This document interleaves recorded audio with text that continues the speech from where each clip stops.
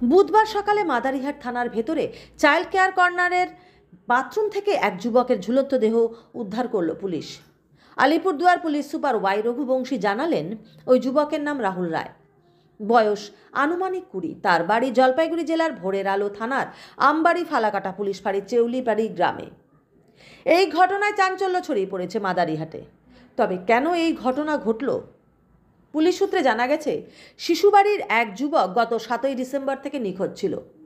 নিখোঁজ ওই যুবকের সঙ্গে রাহুল রায়ের ঘনিষ্ঠ সম্পর্ক ছিল। এমনকি গত 7ই ডিসেম্বর শিলিগুড়ির একটি হোটেলে তারা কয়েক ঘন্টা কাটানোর প্রমাণ পেয়েছিল পুলিশ। এই সূত্র ধরেই নিখোঁজ যুবকের মোবাইলের কল লিস্ট বের করে পুলিশ। জানতে পারে রাহুলের সঙ্গে শেষ কথা হয়েছিল নিখোঁজ যুবকের। এরপরেই রাহুলের মোবাইল ফোন ট্র্যাক করে পুলিশ। অবশেষে মঙ্গলবার রাতে কোচবিহার থেকে শিলিগুড়িগামী একটি বাস থেকে ফালাকাটার কাছে রাহুল সহ বিশেক দাস, শাহেদ হোসেন খন্দকার ও সাহেবুল ইসলাম সহ মোট 4 জন যুবককে জিজ্ঞাসাবাদের জন্য মাদারিহাট থানায় নিয়ে আসে। জয়গার মহকুমা পুলিশ আধিকারিক প্রশান্ত দেবনাথ জানালেন, থানার ভেতরেই রয়েছে চাইল্ড কেয়ার কর্নার। ওই কর্নারের ভেতরেই 4 জনকে মঙ্গলবার রাতে জিজ্ঞাসাবাদের পর রাখা হয়েছিল। বুধবার সকালে আমরা জানতে পারি, ওই 4 জনের মধ্যে রাহুল রায় নামে একজন গলায় ফাঁস লাগানো অবস্থায় ঝুলে রয়েছে। বাথরুমের ভেন্টিলেটরের সঙ্গেই ফাঁস লাগানো দেহ উদ্ধার করা হয়। বাকি 3 জনকে জিজ্ঞাসাবাদ করা হচ্ছে। তিনি জানান, জুডিশিয়াল ম্যাজিস্ট্রেট মৃতদেহ পরীক্ষা করেছেন।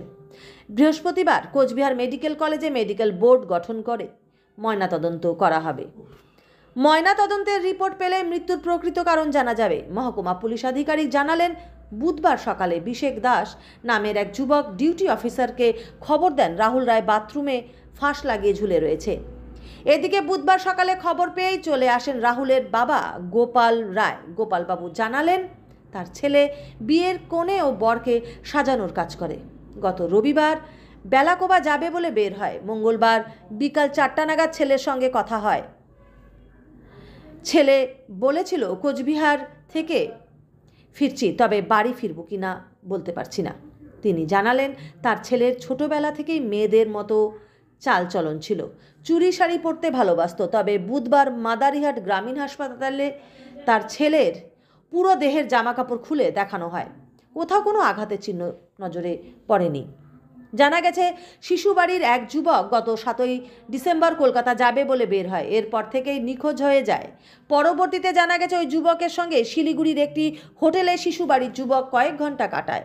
এরপর থেকেই তার কোনো খোঁজ পাওয়া যাচ্ছিল না। পুলিশ সুপার জানান, নিখোঁজ যুবককে থানায় এনে জিজ্ঞাসাবাদ করা হবে। বাকি 3 জনকেও জিজ্ঞাসাবাদ করা হচ্ছে।